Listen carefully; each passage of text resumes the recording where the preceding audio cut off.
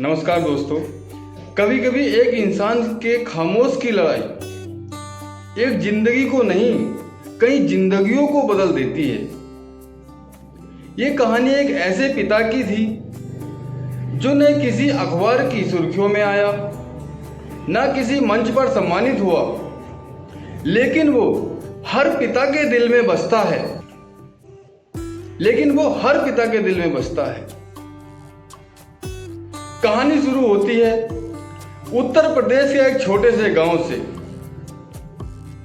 जहां रामदीन नाम का एक साधारण किसान अपने परिवार के साथ रहता था। एक छोटी सी झोपड़ी, टूटी छत और एक पुरानी साइकिल, यही उसकी दुनिया थी। रामदीन के 3 बच्चे थे। एक का नाम रवि था जो 12 साल का था, एक बेटी पूजा जो 10 साल की, और एक छोटा बिट्टू 6 साल का। पत्नी सुधा अक्सर बीमार रहती थी, लेकिन बच्चे के चेहरे पर हमेशा मुस्कान रहती थी। रामदीन हर दिन खेतों में मजदूरी करता था। क्या करता था? रामदीन हर दिन मजदूरी करता था और दूसरों के खेत में मेहनत करने का उसको 150 रुपये मजदूरी मिलता, और उसी में वो अपना घर चलाता, बच्चों को पढ़ाता। एक दिन गांव में बिजली गिरी। बारिश से रामदीन का मकान आधा गिर गया। जब मकान आधा गिर गया और पत्नी को अस्पताल ले जाना पड़ा, जहां पता लगता है कि उसे किडनी की बीमारी है और तुरंत इलाज भी चाहिए। इलाज का खर्च था 2 लाख रुपए। कितना खर्च था? इलाज का खर्च था 2 लाख रुपए। रामदीन सोचता, भगवान मैं तो तुझसे कभी कुछ नहीं मांगा, लेकिन इस बार मांगता हूं मेरी बीवी, मेरे बच्चे,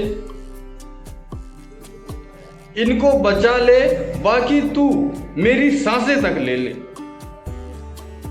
रामदीन ने अपनी जमीन गिरवी रख दी, जो उसके पुरखों की निशानी थी।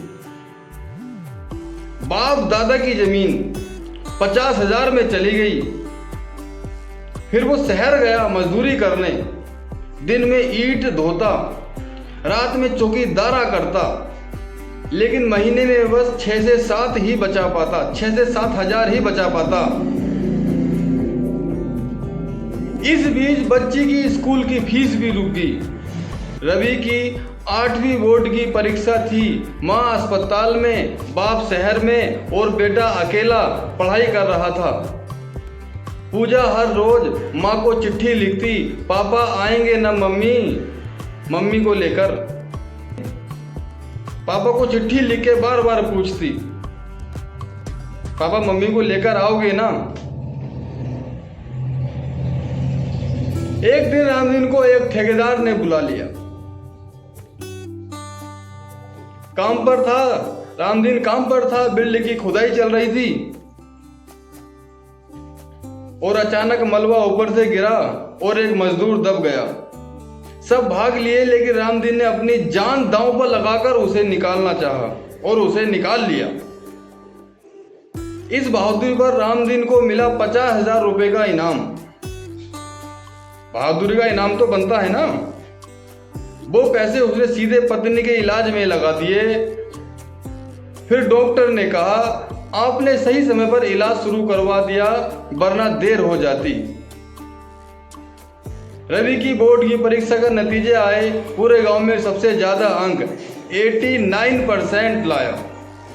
स्कूल वाले भी हैरान रहे। रवि बोला, पापा की मेहनत का नतीजा है। मैं दिन में ऐसा कुछ करूंगा कि पापा का नाम रोशन होगा। रामदीन को शहर में काम करते हुए 2 साल हो गए।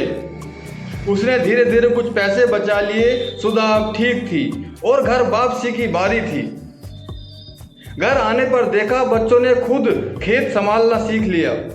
रवि अब बच्चों को ट्यूशन भी पढ़ाने लग गया था। पूजा ने मलाई को सिलाई सिखाना शुरू कर दिया था।